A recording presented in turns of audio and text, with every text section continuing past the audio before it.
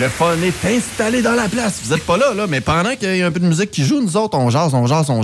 Et c'est l'heure de jaser maintenant avec vous autres. Je suis en compagnie de Roxane pour la chronique Qu'est-ce qu'on mange? Yes! Ça va bien? Oui, toi? Ça va super bien. Et aujourd'hui, on a un thème très, très, très spécial. Et là, on le tient à le dire. Là. Si jamais il y a des investisseurs, sachez que cette phrase-là est prise. Elle est déjà trademarkée. On parle « Mon corps, ma prison ». Oui, aujourd'hui, on va parler, en fait, des troubles alimentaires, des troubles de comportement alimentaire, puisque demain, c'est Belle cause pour la cause qui commence.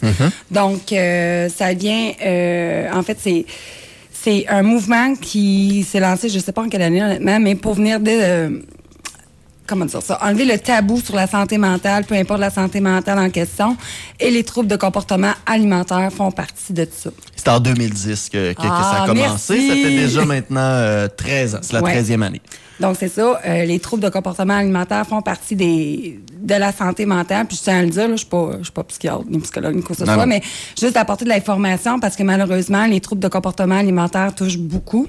Ça touche 10 fois plus de femmes que d'hommes. J'ai pas été étonné lorsque j'ai vu cette statistique-là parce que tu m'as donné quelques informations quand même. Puis quand je l'ai vu, j'ai fait « Ah, je suis capable de le croire. Je suis capable de le voir. » Oui, ben c'est ça touche particulièrement les femmes. On va voir aussi qu'il y a différentes catégories de troubles de comportement alimentaire, dont un qui va venir toucher plus les hommes que les femmes. Okay. Mais c'est ça. Les troubles de comportement alimentaire, ben c'est des perturbations graves du comportement alimentaire. Ça arrive généralement à l'adolescence, mais ça peut arriver à n'importe quel moment de la vie d'une personne, malheureusement. Puis moi, j'ai tendance à croire que dans la société qu'on vit actuellement, qui mise beaucoup sur le paraître avant l'être, j'ai des craintes que ça puisse aller en augmentant. Puis on l'a vu pendant la pandémie, il y a plusieurs experts qui ont parlé de ça, que pendant la pandémie, ils ont vraiment vu une hausse flagrante des troubles de comportement alimentaire dans les instituts Douglas à Montréal, par exemple. Mais pour venir mieux comprendre c'est quoi le trouble de comportement alimentaire, on va commencer par premièrement d'en parler. On a l'anorexie qui est, selon moi, le plus connu. Donc, l'anorexie, c'est le refus de maintenir un poids corporel normal. Donc, un poids corporel normal, on peut le calculer à partir du IMC, donc l'indice de masse corporelle, qui est le poids en kilos divisé par la taille au carré. Mais c'est ça. L'anorexie, c'est le refus de maintenir un poids et souvent, ça se traduit par un refus de manger ou de se nourrir très pauvrement. Donc, la personne qui souffre d'anorexie va souvent avoir un poids insuffisant et malheureusement, ça peut amener divers problèmes de santé. Ça peut être la perte de cheveux, avoir une sensation toujours au froid aux extrémités, plus particulièrement. Parce que tu n'as pas assez d'énergie à l'intérieur de ton corps. C'est ça. Ça peut être la perte de cheveux, la perte chez les femmes, c'est la perte de leurs règles. Donc, ça peut venir jouer sur la fertilité. Des problèmes digestifs, évidemment. Il peut y avoir plein de problèmes associés et la mort. Il faut vraiment pas prendre ça à la légère, les troubles de comportement alimentaire.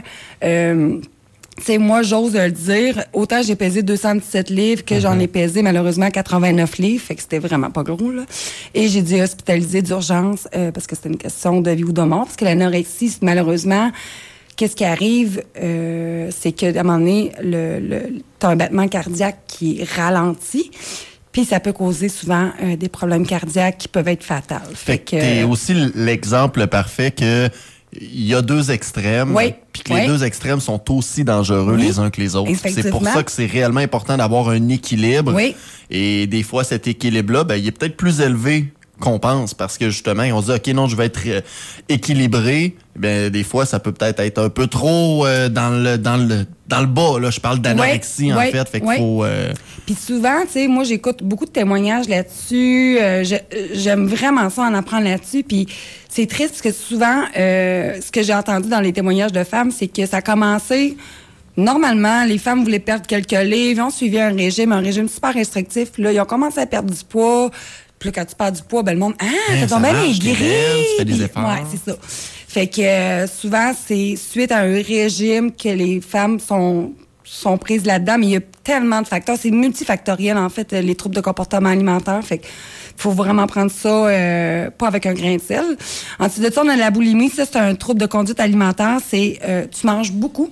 Donc, beaucoup en une seule fois. Puis après, dans le but de compenser la prise alimentaire, tu peux avoir du sport excessif, prise de laxatifs, diurétiques, des vomissements. Fait que c'est ce qu'on appelle la boulimie. Il y en a aussi des femmes qui vont souffrir d'anorexie, boulimie. Les deux en même temps, donc, vont avoir une période de restriction. Puis après ça, il va y avoir une perte de contrôle. Ils vont se remettre à manger en quantité déraisonnable du point de vue humain. Puis par la suite, par la peur de prendre du poids, ils vont avoir des restrictions ou des compensations. Fait qu'on peut voir que justement, ces problèmes-là, ils peuvent s'attacher, malheureusement aussi. C'est pas souvent c'est un ou l'autre, non? Ça peut être les deux, ça peut être... Ça peut être les trois aussi. Ça peut être les trois? Les trois, l'hyperphagie, c'est comme la boulimie, sauf que l'hyperphagie, elle, il n'y a pas de méthode compensatoire, laxatif, diurétique, vomissement, sport excessif. C'est vraiment des épisodes de compulsion alimentaire, puis ça, je le vois terriblement auprès de ma clientèle, puis je les réfère tout le temps justement à en parler avec un professionnel de la santé, soit un psychologue, un psychiatre, un médecin de famille. Puis veut pas, quand un épisode de compulsion alimentaire, tu manges vite, tu manges un peu n'importe quoi, tu manges, souvent pour remplir un vide affectif.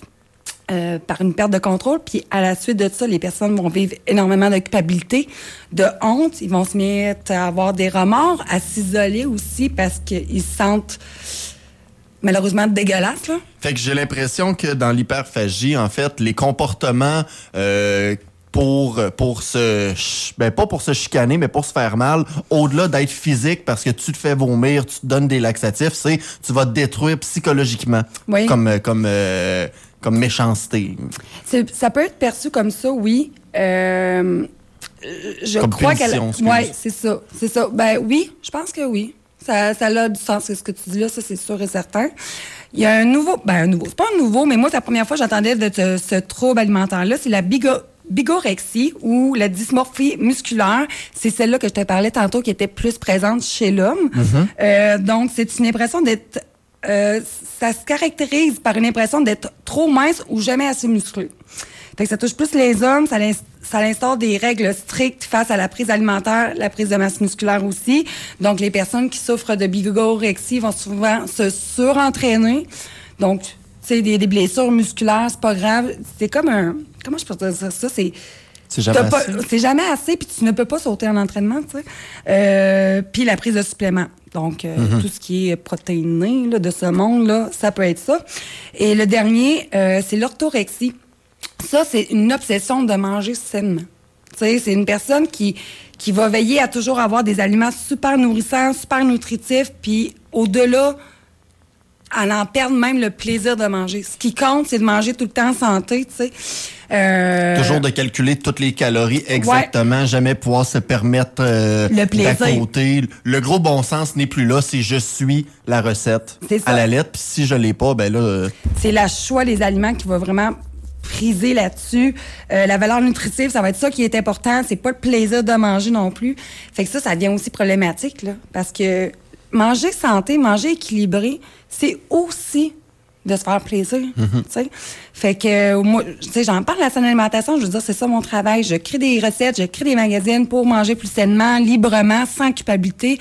Puis ça part de mon bagage personnel aussi face à ça. Et ça aussi, on le rappelle pour quelqu'un peut-être qui serait dans une première chronique avec toi. C'est vrai. Qu'est-ce qui est le fun, c'est que t'as un certain suivi aussi. Tu réponds aux gens. Il y a moyen de communiquer puis de pas te sentir seul là-dedans. Exactement. Tu sais, dernièrement, avant de prendre les fêtes, j'ai une cliente qui m'a avoué avoir des troubles de comportement alimentaire. Puis déjà là, juste d'en parler, sans se sentir jugé, ça vient briser des chaînes.